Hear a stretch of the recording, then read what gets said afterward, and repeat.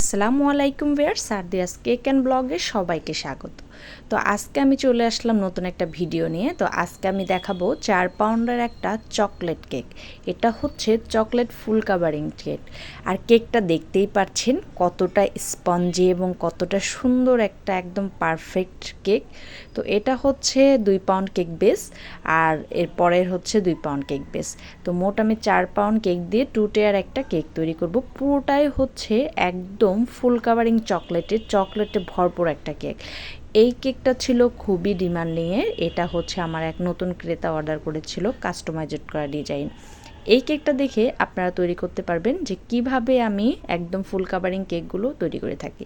আমি বরাবরের মতোই প্রত্যেকটা লেয়ারে লেয়ারে চকলেট ইউজ করেছি, চকলেট গানাশ ইউজ করেছি, আর এরপরে চকলেট ক্রিম ইউজ করছি।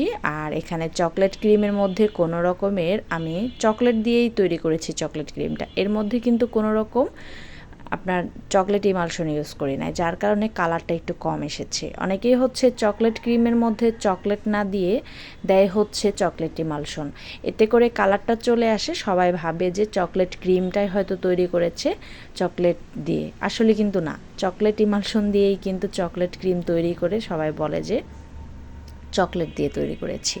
তো এই জন্য আমার ক্রিমের কালারটা অত গাঢ় আসে নাই, কারণ এটা হচ্ছে আমি চকলেট গানাশ দিয়ে তৈরি করেছি। তো পুরো কেকটা ভালো করে ক্রিম করে আমি নর্মাল ফ্রিজে রেখে দিয়েছিলাম বেশ কিছুক্ষণ, কারণ এটা যেহেতু ফুল কাভারিং চকলেট হবে। আর ফুল কাভারিং চকলেট কেকগুলো অবশ্যই সেট করার আগে মনে রাখবেন কেকটা পর্যাপ্ত পরিমাণে ঠান্ডা করে নেবেন। ঠান্ডা করে নিলে এতে করে কি হবে, আপনার কেকে যখন গানাশটা দিবেন তখন গানাশটা দেওয়ার পরে সেট হবে ভালো। আর এই কাজগুলো করবেন হচ্ছে একটা জালির উপরে, যাতে করে কেকের উপরে ফুল একদম চকলেট দিয়ে কাভার হয়ে যায়। বাট আমার হাতে একটু সময় ছিল না, আমি জাস্ট কোনো রকম কেকটা ঠান্ডা করেই গানাশটা দেওয়া শুরু করে দিয়েছিলাম, যেহেতু ইমার্জেন্সি একটা অর্ডার ছিল, তাড়াতাড়ি দিতে হবে। তো দেখতেই পাচ্ছেন আমি কিভাবে এটা 4 সাইড দিয়ে চকলেট দিয়ে কোটিং করছি। তো এইভাবে কোট করলে কিন্তু একটু কষ্ট হবে, আপনাদের ঝামেলা হবে। এইভাবে না করে আপনারা চেষ্টা করবেন কেকটা হচ্ছে একটা জালনের উপর বসিয়ে দেন হচ্ছে চকলেট দিয়ে কোট করে ফেলবেন, ওইটা বেশি সহজ। বাট আমি আগেই বললাম ওইটা হচ্ছে ঝামেলা, আবার একটার উপর একটা থেকে কেক উঠিয়ে সেট করা, এই জন্য হচ্ছে সরাসরি আমি চকলেট দিয়ে কাভার করছি। তো এইভাবে ফুললি চকলেট গানাশ দিয়ে কেকগুলো কাভার করে দেন হচ্ছে নর্মাল ফ্রিজে বেশ কিছুক্ষণ রেখে দিতে হবে। মিনিমাম 2-3 ঘন্টা রাখার চেষ্টা করবেন, বাট হাতে সময় না থাকলে 15 মিনিট কিংবা 20 মিনিট, আধা ঘন্টা রেখে দিলেন, এতে করেই এনাফ। মানে কোনো রকম হচ্ছে গানাশটা যাতে সেট হয় এই ধরনের হচ্ছে টাইম নিয়ে রাখতে হবে। তো আমি আগের কেকটা কোটিং করে হচ্ছে নর্মালে রেখে দিয়েছি, দেন পরে আর একটা কেক নিয়ে এটা হলো উপরে দিতে হবে, সেই কেকটা হচ্ছে আবার কোটিং করছি। তো এভাবে হচ্ছে কেকগুলো কোটিং করে আমি নর্মাল ফ্রিজে রেখে দিয়েছি। আর এই ফুল কাভারিং চকলেটের জন্য যে কেকের জন্য যে গানাশটা তৈরি করবেন, সেই গানাশটা অবশ্যই একটু নরম পাতলা করবেন, আর যাতে করে উপরে আর একটা লেয়ার দিতে পারেন। তো প্রথমে যে লেয়ারটা দিয়েছিলাম ওটা একটু পাতলা ছিল, এবার যে লেয়ারটা দিচ্ছি এটা একটু ঘন। তো উপরে হচ্ছে ঘন টাইপের লেয়ারটা দিয়ে দিলাম, যাতে করে কেকটা আরও বেশি সুন্দর দেখায়। আমি কিন্তু এখানে ডাবল চকলেটের কোট ইউজ করেছি। প্রথমে হচ্ছে পাতলা একটা গানাশের, এরপরে হচ্ছে ওইটা ফ্রিজে রেখে সেট করে দেন উপরে হচ্ছে ঘন একটা গানাশের আমি এখানে সেট করছি, ঘন গানাশটা সেট করছি। তো এইভাবে দুটোই গানাশটা সেট করে ভালো করে বোর্ডটা পরিষ্কার করে নিয়েছে 4 সাইডে। তো এবার উপরেরটা বসানোর পালা। একটার উপর একটা কেক বসাতে কিন্তু অনেক টাফ, বাট এটা বসাতে বসাতেও অভ্যাস হয় না, এতটা কঠিন লাগে আমার কাছে। তো কেকটা পারফেক্টভাবে বসাতে পেরেছি, কোনো ঝামেলা হয়নি।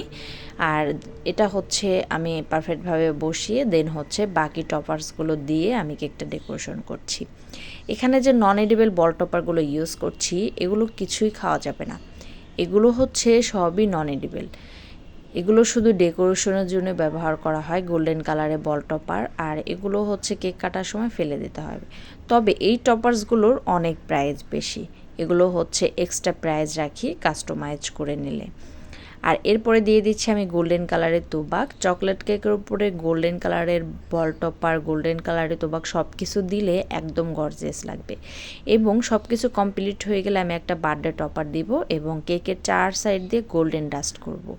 এগুলো করার পরে কেকটা অনেক সুন্দর দেখাবে। আসলে আমার ব্যাক ক্যামেরা হচ্ছে বেশি ভালো না, যার কারণে আমি কেকের অরিজিনাল লুকটা তুলে ধরতে পারছিলাম না।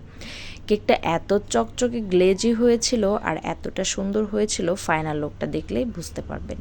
তো দেখতেই পাচ্ছেন এই হলো আমার কেকের ফাইনাল লুক, কতটা সুন্দর মাশাআল্লাহ। আমি কেকের গায়ের উপরে কিছু গোল্ডেন ডাস্ট করে দিয়েছিলাম, লিকুইড ডাস্ট, এতে করে কেকটা আরও বেশি গর্জিয়াস হয়ে উঠেছে। তো এভাবেই হচ্ছে আপনারা ফুল কাভারিং কেকগুলো করে দেন হচ্ছে ডেলিভারি দিতে পারেন। আর এবার দেখাই বক্সিং।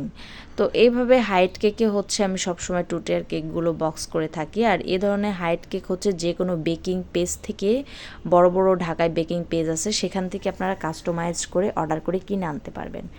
আপনারা হচ্ছে অর্ডার দিবেন, যে কিভাবে অর্ডার দিবেন, আপনার এত সাইজের, এত লম্বা, এত হাইট, এত চওড়া, এভাবে হচ্ছে আপনি অর্ডারগুলো দিবেন। দেওয়ার পরে হচ্ছে ওরা কাস্টমাইজ করে তৈরি করে আপনাকে পার্সেল করে দেবে। তো এভাবে হচ্ছে আমি হাইট কেক সবসময় বড় বড় বক্সগুলো তৈরি করে এনে থাকি।